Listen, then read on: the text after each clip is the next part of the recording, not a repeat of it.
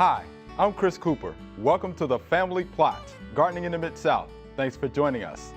Fresh herbs add incredible flavor to your favorite recipes. But why buy fresh herbs when you can grow them yourself? Today, we're going to talk about how easy it is to grow herbs.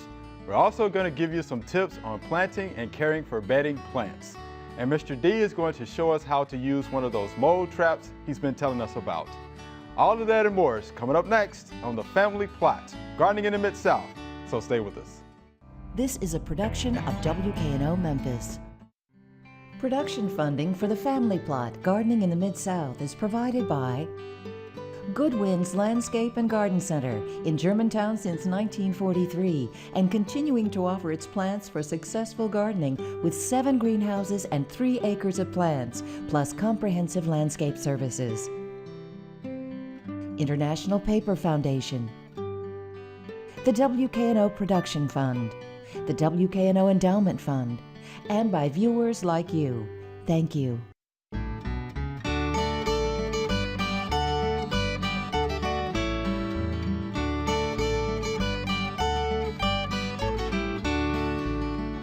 Hi, welcome to the Family Plot. I'm Chris Cooper. Joining me today is Tanya Ashworth. Tanya is an extension agent in Fayette County. And Booker T. Lee is here. Glad to be here. Booker is an extension agent in Shelby County.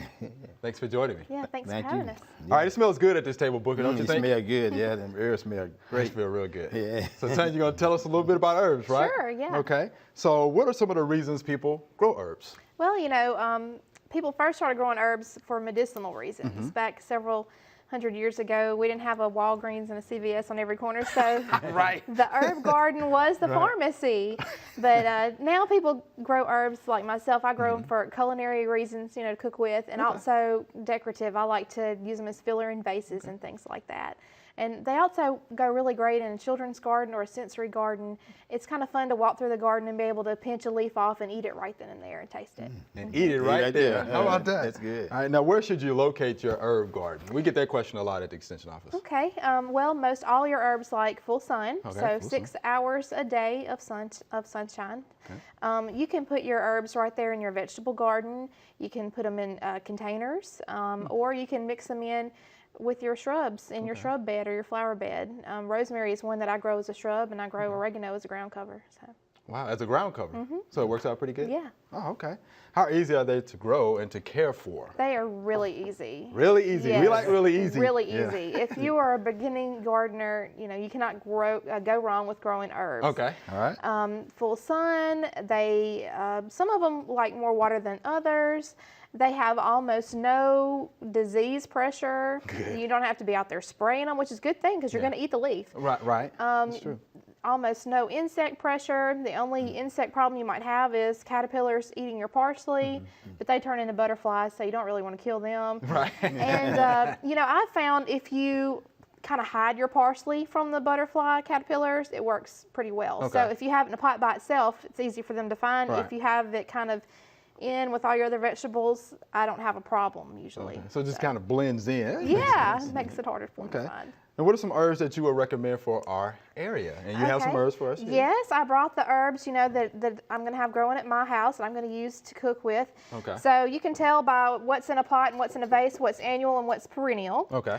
The annual ones, that means that I have to plant them annually every year. They only live 1 year. And that would be your basil and your parsley. Now you can grow this stuff from seed, but I like to just buy a nice healthy little plant and put it in the ground at my house. Now parsley is curly leaf parsley and Italian flat leaf parsley, and I like to grow the flat leaf parsley because the flavor is better for cooking. Okay. The curly leaf is more like garnish kind of thing. And then my basil here is great for your tomatoes and mozzarella, like good stuff. It's really good in your spaghetti sauce. So your parsley is great for the winter because it doesn't mind the cool weather. So your parsley is going to be one of the last things you can go out there and still harvest in your garden in the winter. It'll grow in the summer just fine, but it'll keep going for you for a while. I've even had basil to come back from seed when we had a mild winter. Now, not this year. Okay. Because we've had a really tough winter this year. That's right. But you can also grow basil from seed. These here in the vase, of course, are perennial. I just went and cut them this morning from the garden.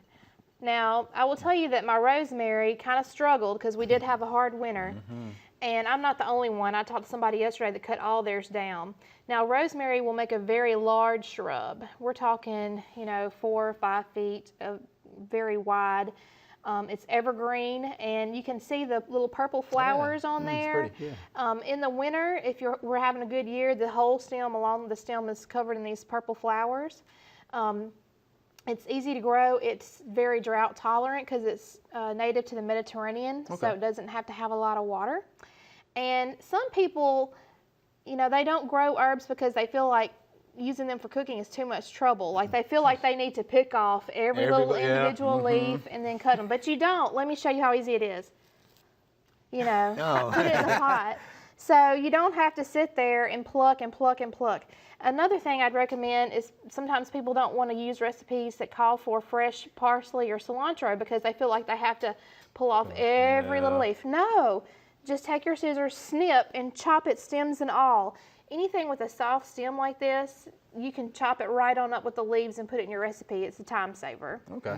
Let me show you a few more of my perennial herbs now. This is my lavender. It kind of looks similar to the rosemary. Looks like it. Kind of. My lavender, I have this growing in a pot. I don't cook with this. I just use this for decorative reasons. I put it in a purple pot. It gets purple flowers. Looks kind of nice. Okay. You can see it's about to bloom. It has a little tiny bloom coming on a bud. Also native to the Mediterranean, so it can take dry conditions. And then we have sage here. Yeah, I like the leaves. Yeah, they smell good, they feel good, they're really pretty. It looks kind of scraggly in the spring after it's been in your garden all winter long because it's going to keep leaves on it in the winter. But if you just cut it back right before time to plant your tomatoes, it comes right back and looks fantastic. And plant it once. I've had this clump for 5 years and I've divided it and shared it with friends. So for the price of buying the herbs in the little bunches at the store, just buy the plant. And if it's any of these perennials, you can eat on it again and again and again. 2 more that I have, oregano, which has a nice peppery flavor, and I also can use it as a ground cover. And then thyme. Thyme's really good in soups and stews. And, once again with this stuff, don't feel like you have to pick off all these little individual leaves. Just, take it, rake it off with your finger, throw it in the pot like that. You don't want to put the woody stem, but these little ends that's soft, put them right on in there. So in the oregano, the stems can be chopped up and used. Spoken like a true Southerner. Very good. Thanks, Tanya, for that good information. Yeah. Sure. There are a number of gardening events going on in the next couple of weeks. Here are just a few that might interest you.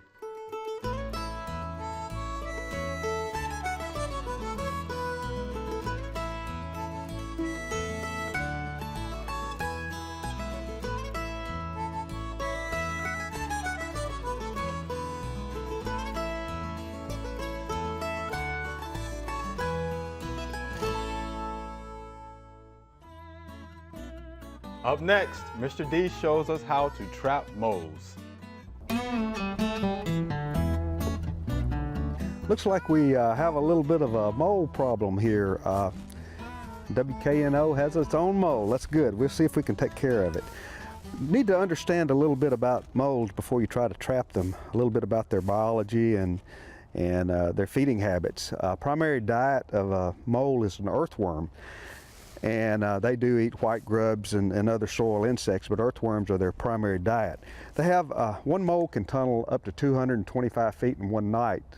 They have a voracious appetite. They're carnivorous, and they have different types of tunnels. The long tunnel that doesn't have any lateral tunnels off to the side is probably a transportation tunnel. Of course, he could be feeding, and he probably is feeding as he's going down through that transportation tunnel. The tunnels that have a lot of lateral tunnels off to the side, it looks like he's kind of confused or wandering around. Well, that is a feeding tunnel. He's probably in an area where there are a lot of earthworms, and he just is, that's the buffet. He's enjoying the food. Now, the place to set a trap is not in one of the feeding tunnels because he may not come back to this area for a long time. The place to set a trap is over a transportation tunnel that he uses going from his den to the feeding area, to the feeding ground. And what I look for, if I can't, ideally I would come out here every night for 2 or 3 nights and mash all these tunnels down, and then the next morning go out and look at the tunnel that was raised, flag it, and do that for 2 or 3 days, and then the tunnel that's raised every night tells me that is definitely a transportation tunnel, and you'll probably be 100% effective in catching a mole. I don't have time to do that, so I look for a long tunnel like this right here. We got 4 feet of this tunnel that doesn't have any side branches off, so that tells me that may very well be a transportation tunnel, and that's where I set my trap. If I'm successful in a day or 2, good. If not, I probably judged this incorrectly and I'll move my trap somewhere else. I don't ever leave a trap, an unsprung trap, in over a couple of days in an area. But it's important that you set the trap correctly. This has a couple of scissors on it. The way it's designed, when you set the trap, it actually opens a channel for these scissors to work. You be sure you set the scissors so that they will open up perpendicular to the runway. If you set it that way, that's the wrong way. The mole can still get through. So you push this down into the tunnel, snug it down there pretty good. It's really very, very simple. And you carefully put your foot on it and you push it down. As you're pushing it down, those scissors are opening, and I'm making sure that the trigger stays pretty much in the center, over the center of that tunnel. Push it down until it clicks and it's set. So we're ready. We are in the hunting mode right now. Those scissors have opened up and they're ready to go. And when the mole will, even though that's pushed down, the mole will raise that tunnel again, and when it raises that trigger, you'll have your mole, and it won't last very long. Just as important as learning how to set a trap correctly is learning how to spring that trap without getting your fingers cut off. So be very, very careful with that. And the way I do it, and I'm not sure this is an approved method, I know where those scissors are, so I make sure I keep my fingers away from that trigger. Now pull it out of the ground. Either side will work. Work it out of the ground. Okay, see the triggers is still, you can see the scissors. That's in mole catching mode. Usually it hits the ground before it does that, but I keep my fingers away from the scissors and just toss it on the ground, and it's ready to go. Hi, Booker. Let's talk bedding plants. All right. When is the best time to set out our bedding plants? Chris, one thing about bedding plants now, we need to set those out probably after our last killing frost, and that's sometime in probably about the middle of April after the Good Friday. Okay. But we can't jump the gun on that this time. I think we did it this year, and I think people set their bedding plant kind of early, and we had a little cold weather, cold spell come in, and people are we get a lot of phone calls that what should I do with my bedding plant, and they want to make sure they cover them up or do something to protect those. But normally after Good Friday you're okay, but you might just want to probably about the 1st of May, you should be pretty good then. Okay. That'd be a good time to set those out then. Probably about the 1st of May if you don't want to have to try to cover them up or nothing like that. Okay. But after Good Friday, good, but you don't want to cover them up out there, go about the 1st of May. 1st of May. Mm-hmm. All right. So what do we look for when we're buying bedding plants? Because they're out there trying to get those plants. You got to get it. And one of the things, Chris, you get when you look for your buying a bedding plant, you want to look for a good stocky plant, something real stocky here. In there, you make sure they got some good root system on there, and if you can, you just might want to take them out of the container. Okay. And just look at the root system, make sure they got some really good roots on there, in that round like that, and there's some good roots going in the soil, and there's some really good roots there.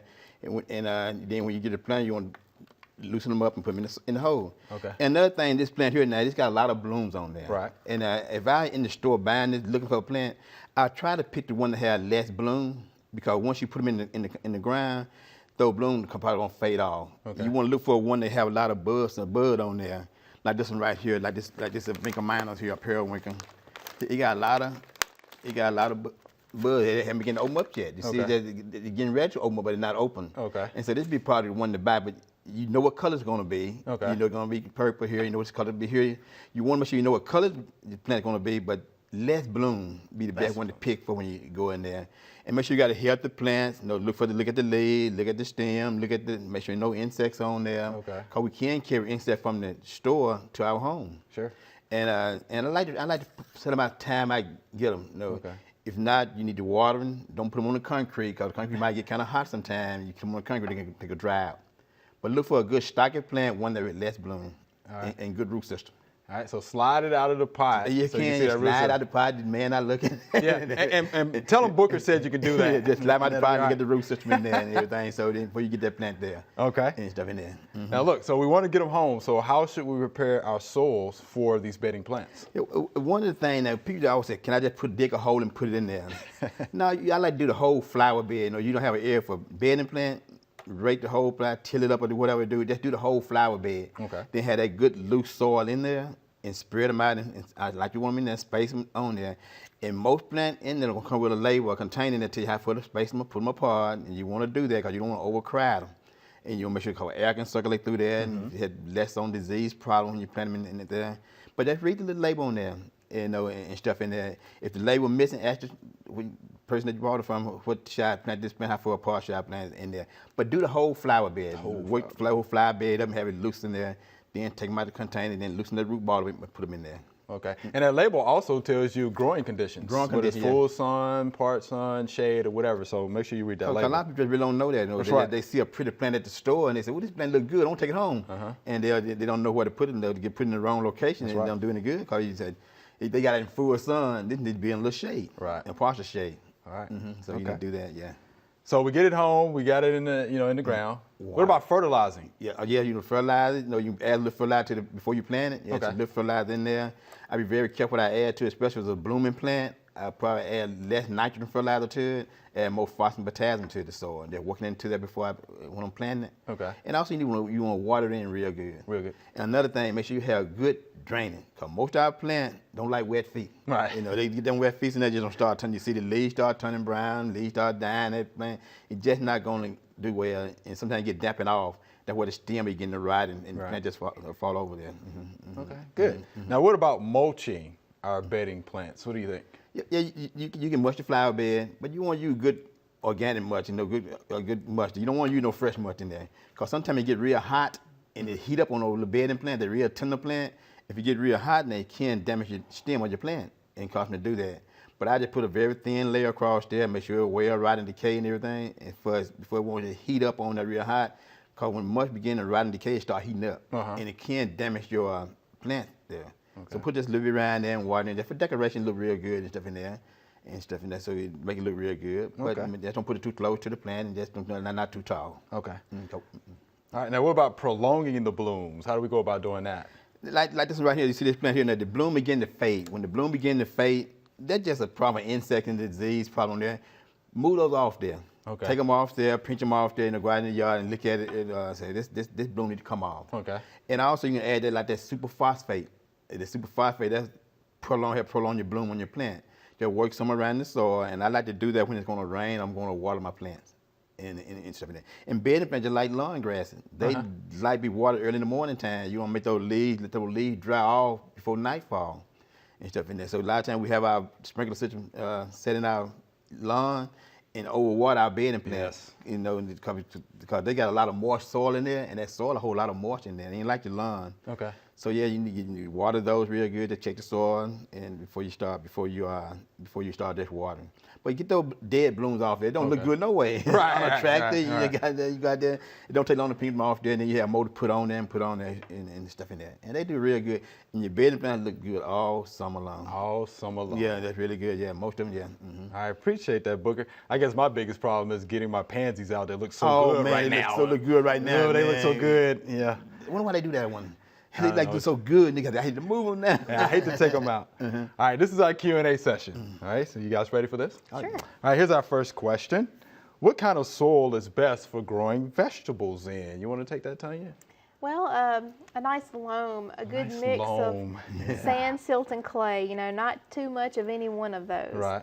Now, if you don't have a good loamy soil, you can amend your soil with some compost. So you want to work that compost in to a depth of probably, 4 to 6 inches. You want to get a nice mix. Don't just put a little dab. Yeah. You want to incorporate it throughout your whole bed. Right. Okay. Booker, you had anything to add to that? Yeah, a lot of times we have good fertilizer throwing those leaves and stuff in our yard. We can spread those out our garden over the winter months and then till them in and then let them rot and decay. That'd be really good soil adding to your soil in there. Cause most gardens, you want good drainage. Right. You want good drainage for your vegetables. You want good drainage. So good organic material Good like material. the compost, like Tanya compost. mentioned. Yeah, that'd be really good. Yes. And stuff Okay. like that. Allows for good drainage, holds nutrients. Hold nutrient and everything. Yeah, so that's what we need. And sometimes cut down some of the weeds too. Okay. Okay. All right, here's our next question. Which zoysia grass is best for buying that receive? Now, which zoysia grass is best to buy for an area that receives about 6 hours of sunlight? Well, zoysia grass, zoysia grass do better in shade than Bermuda grass. Well, but they got one called El Toro. He do pretty good. And Okay. Palisade, the new one, not been out too long, and it's recommended to do good in little shade. With 6 hours of sun, your Taro or your Palisade would do real good in that area. They'd be really good. Just work the flower soil bed up before you lay your sod down, and make sure you get sod come in good contact with the soil. Okay. But Palisade, El Taro would be really good. Is Palisade the best in your opinion, or? I think Palisade is the best right now for that we have that do good in shade. Okay. Yeah, in the 6 hours of sun. But you still now it don't need some sun now. That tree start growing and getting a little Right. tall and everything, start shading out more. You're gonna see your zoysia grass start declining a little more too, also in there. So you need to be aware of that. Okay. But the Palisade is good. Do you have zoysia at home? I have just a little spot of zoysia. And I like just a little zoysia sod too, man, really, because I had an area that had a tree there, and I cut the tree down, and the grass fell down. Okay. And I had to put some sod there, and when I went to the store, they didn't have no Bermuda sod like the rest of my lawn. And I put that zoysia there, and that zoysia really looked good. Yeah, it looks good. That stuff's like carpet. It really once look you can good. get it I wish I growing. had my whole yard in zoysia Yeah. now, but it really look good there. I like that. It looks. It's inviting. It's inviting. You just It's wanna inviting. around Walk and on there, man. barefooted. Yeah. Yeah, it's really great. Okay. Here's our next question. What is a good ground cover for a sunny yard? What do you think about that one, Tanya? Well, there's always good old-fashioned monkey grass.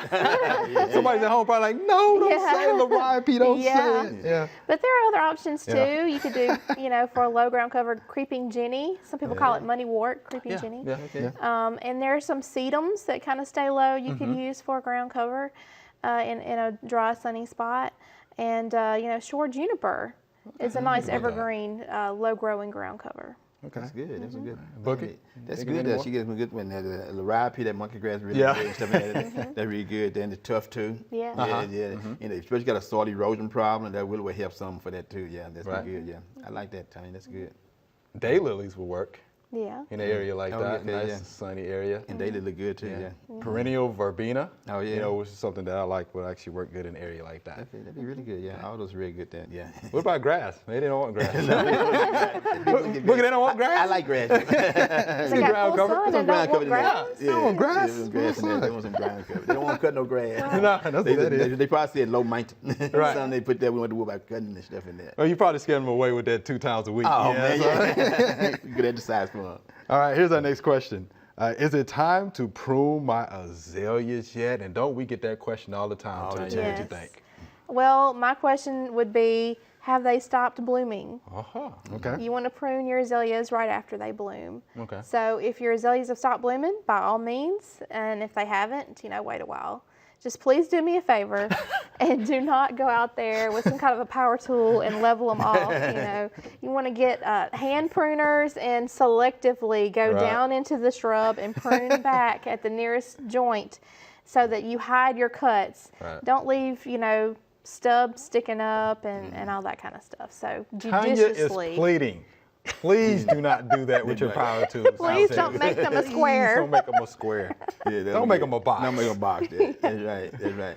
Yeah, we do get the call a lot of time. People they prune at the wrong time. They call you the nation and say, my azalea don't have no bloom on it. When did you prune it? Yeah. Just not too long ago, about a week ago. and Yeah. then what happened? You cut all the blooms off, all the buds off for the bloom. So that's the best time right after they finish blooming. Right. Good time to do that. Well, look, what should we be pruning now? Well, I would say any of your shrubs in the spring, right after they flower, that's when you prune them. Okay. That's just a good rule of thumb. That's a good rule of thumb. Okay. Yeah. Yeah, one thing, just you want to look around your landscape, just see what's dead. Take Yes. any Right. kind of dead branch you got on your plant now, because this one we through a rough winter, If you see it haven't came out yet and you might want to scratch the bark and it's still green, still brown, you might just go and prune that off there and everything. So just look around your yard and see what's dead and everything and prune that. Okay. Again, don't forget our public service announcement. No power tools in the box. In the box. All right, thank you guys for that. Be sure to connect with us. We'll send you weekly email updates about Family Plot. Just go online to WKNO.org and sign up under Get Local Show Updates. The email address is familyplot@WKNO.org. You can also follow us on Facebook and Twitter.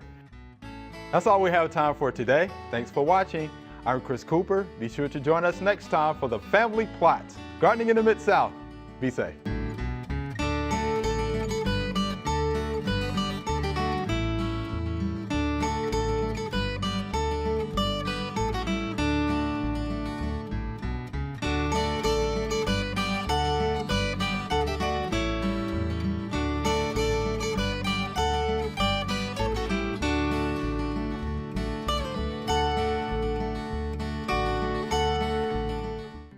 Production funding for the Family Plot, Gardening in the Mid-South is provided by Good Winds Landscape and Garden Center in Germantown since 1943 and continuing to offer its plants for successful gardening with 7 greenhouses and 3 acres of plants, plus comprehensive landscape services.